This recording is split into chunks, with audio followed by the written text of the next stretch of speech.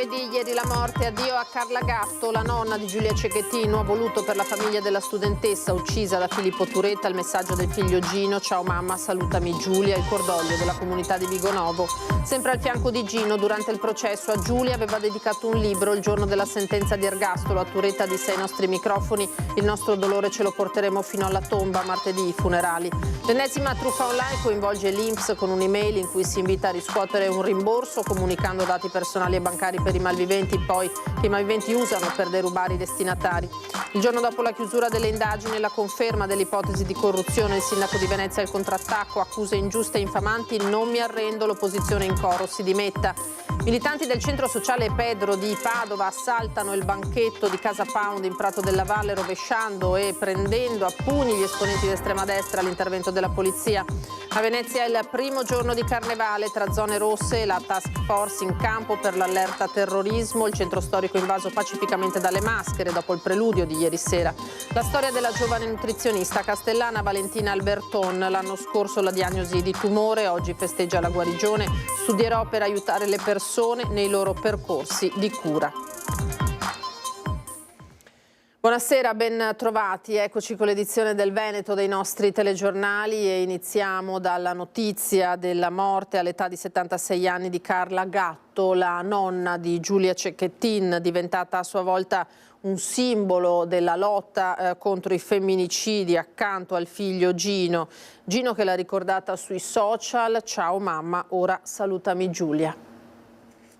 Noi il nostro dispiacere ce l'abbiamo, ce lo portiamo con noi, la giustizia ha fatto il suo corso e va bene così.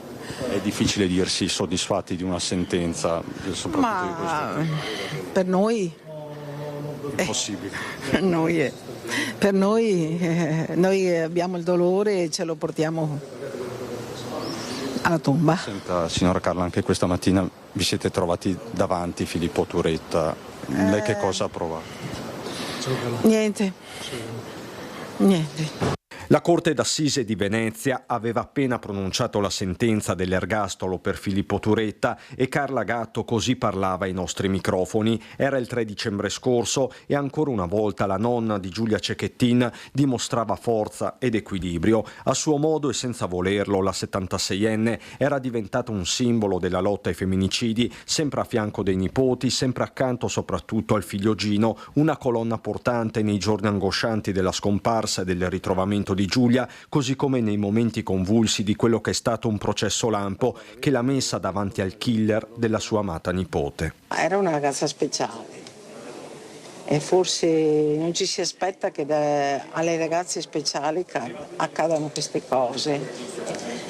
Lei era molto buona, molto sensibile, molto ben disposta verso gli altri e questo è bene, no? Questo è bene. Però il bene molte volte non paga, questo è vero. A Giulia, nonna Carla, pittrice appassionata di scrittura, aveva dedicato anche un libro, storia di una ragazza che fugge alla violenza, e iniziato a scrivere prima del dramma che ne aveva sconvolto l'esistenza. E a chi giudicava il suo dolore, lei rispondeva così. Noi il dolore ce l'abbiamo dentro, anche se in apparenza non lo diamo a vedere. Ed è tanto, tanto, tanto. La nostra sofferenza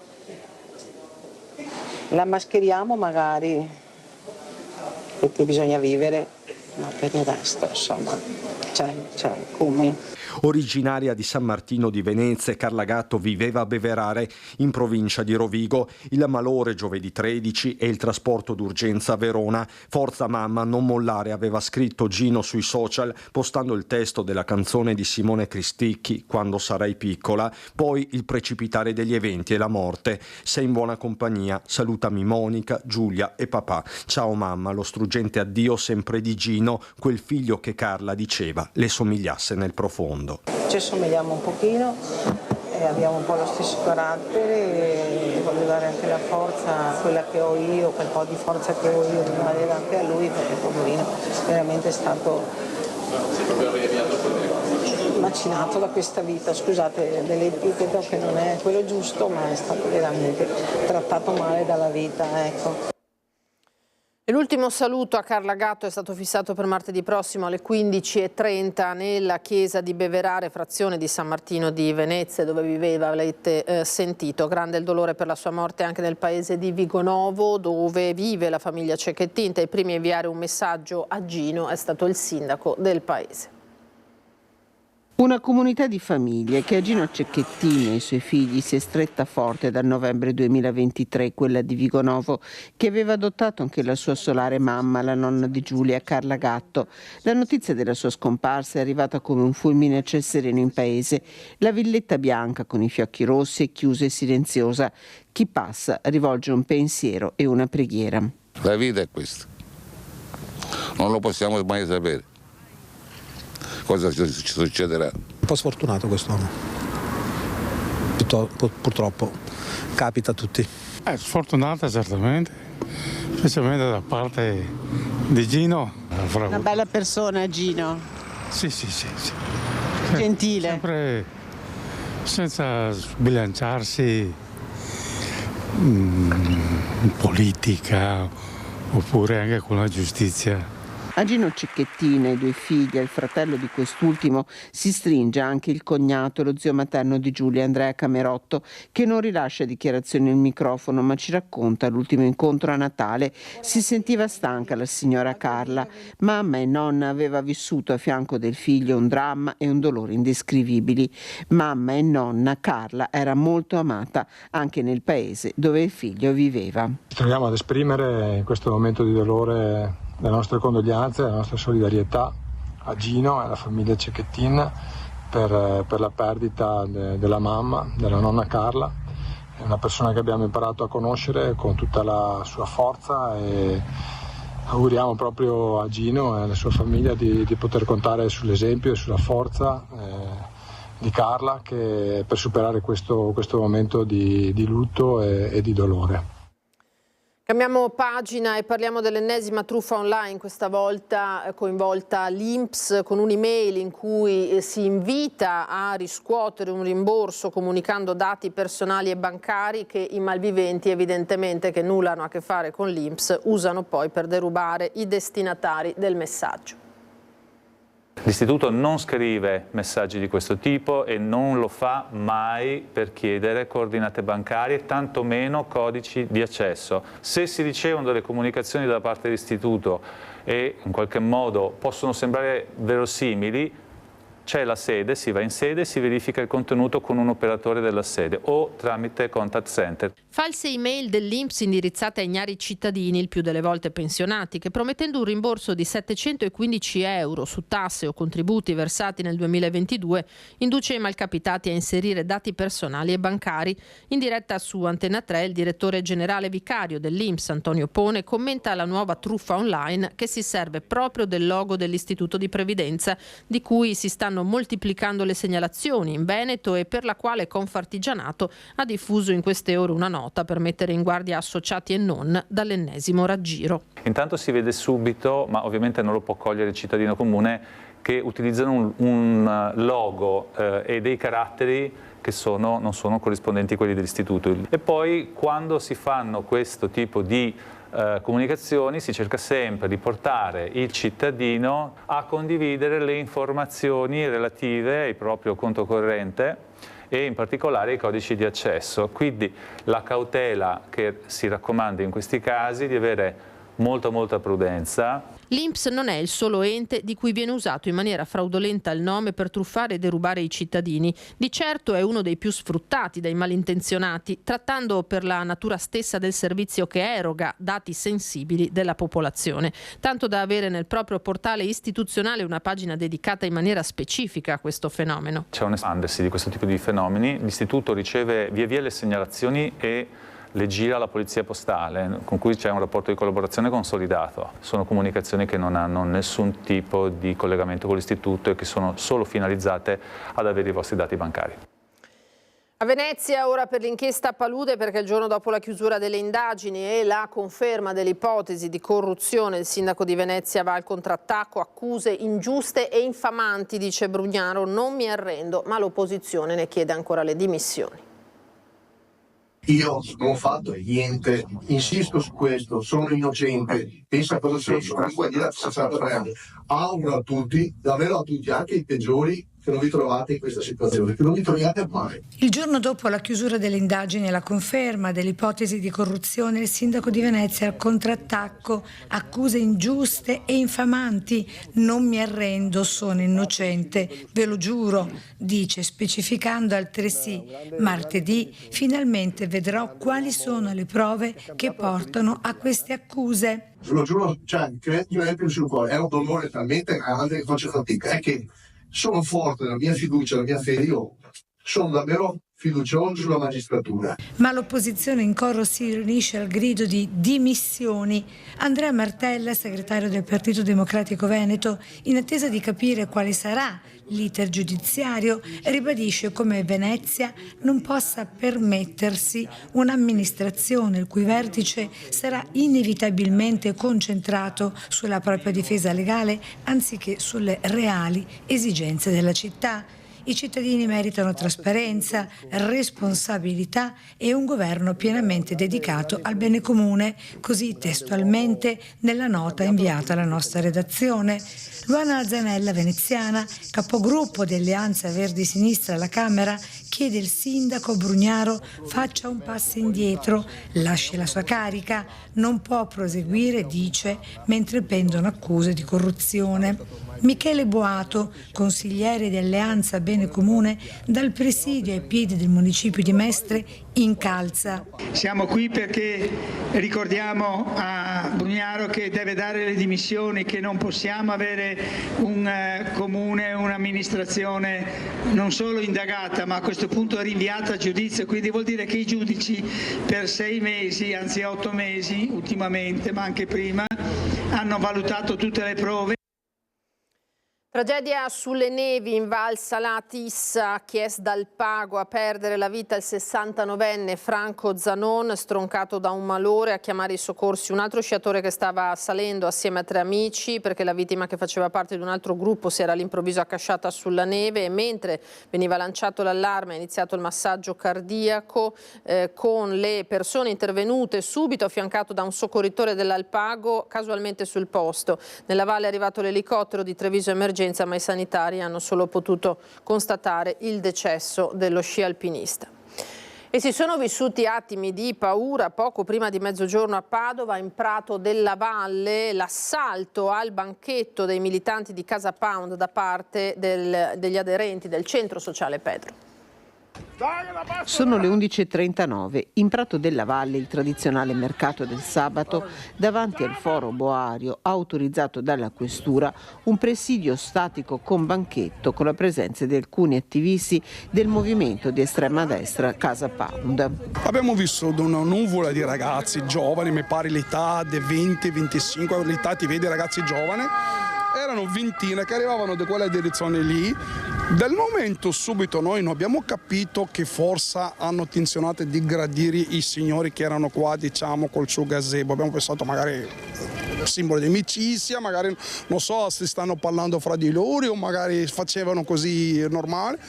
E un bel po', quando abbiamo visto, sono arrivati qua, dopo abbiamo accorto sinceramente che sono arrivati, subito hanno messo la mano addosso, pugni, sberle. Sono arrivati e hanno cominciato a battere.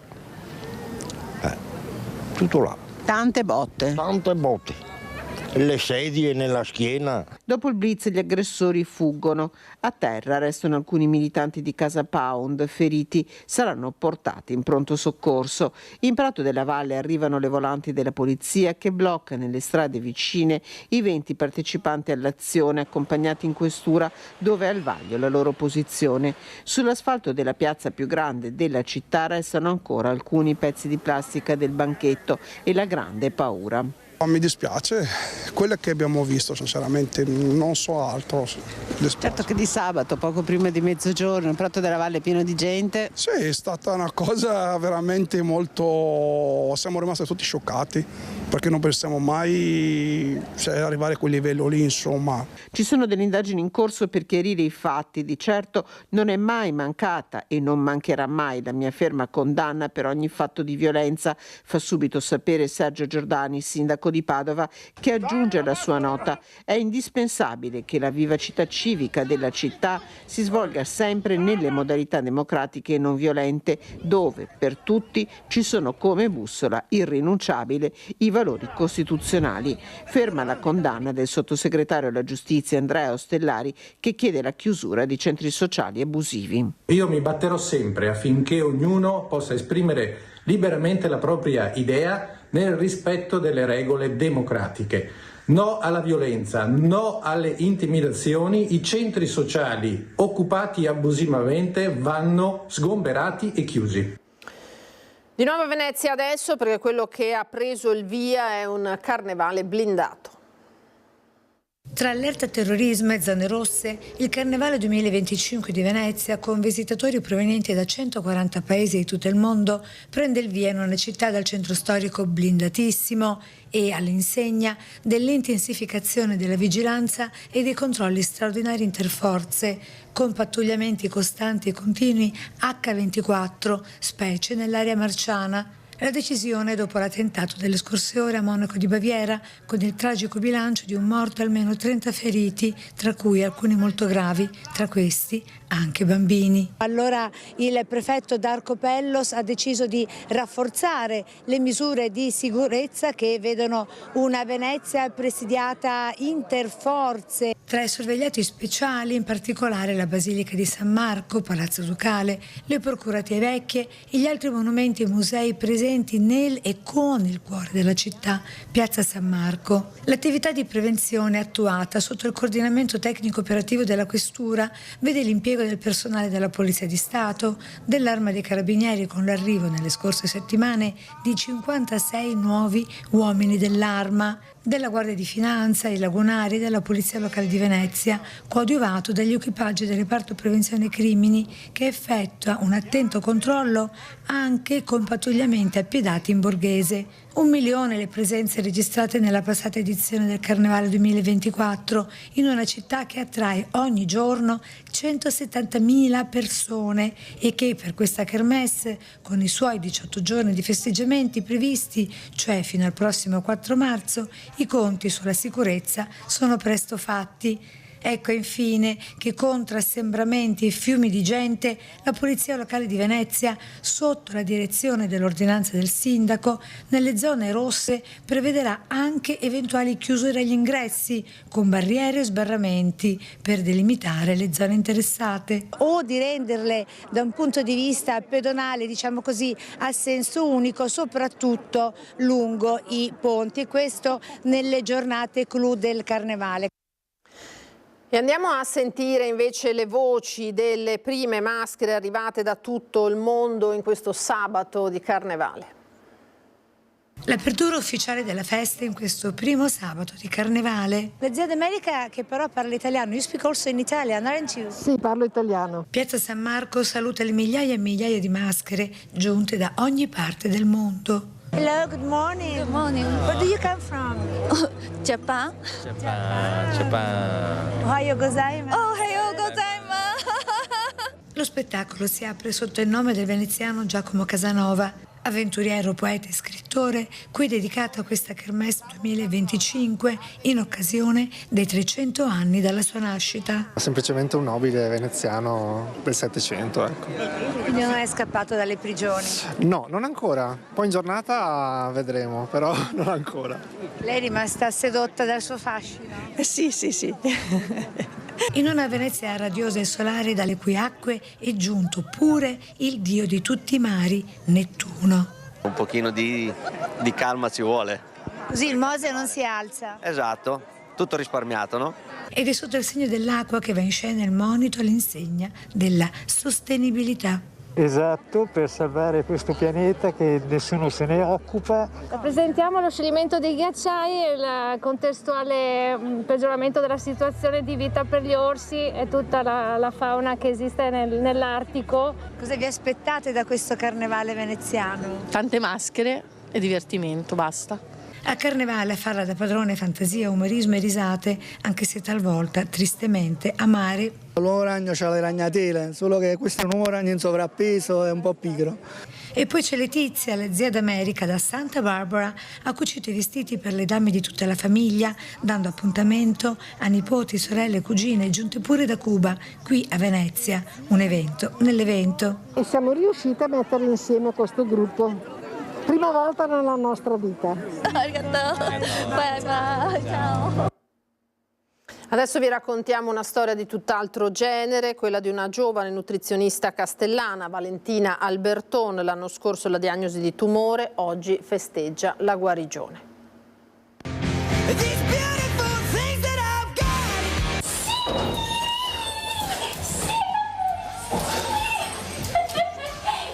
Ho fatto la PET di fine cure proprio settimana scorsa e l'esito è negativo, quindi non c'è più nulla, insomma.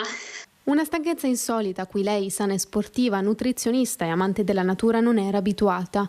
Nel corpo le risuonava in modo strano, quasi alieno. La vita che rallenta nel pieno dei suoi 27 anni, le visite e poi la diagnosi, linfoma di Hodgkin.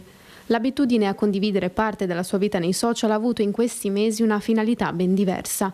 L'ultima chemioterapia a fine dicembre, qualche giorno fa il controllo. Valentina è guarita. Finalmente possiamo dire sono un po' tranquilla, almeno per il momento. Sarà un continuo follow up per i prossimi almeno 5 anni, però è un protocollo standardizzato per tutti. Questa cosa qui non mi spaventa perché insomma per ora almeno posso dire di essere libera, ecco, e sicuramente non si sa del futuro, però se c'è una cosa che ho imparato appunto è quella di godersi appieno il presente ed è quello che sto facendo ogni giorno. 7 mesi di cure, alti e bassi e un nuovo amico a 4 zampe, Archie, che l'ha aiutata ad alzarsi anche quando le forze le mancavano. Siamo pronti per la passeggiata di oggi? Siamo pronti. In programma ora un master sull'alimentazione per i pazienti oncologici. Quali sono i tuoi prossimi obiettivi? Beh, innanzitutto riprendere al 100% la mia mole sportiva, quindi riuscire a allenarmi durante la settimana, più anche fare i miei giretti nel weekend, cosa che al momento ancora non riesco a fare.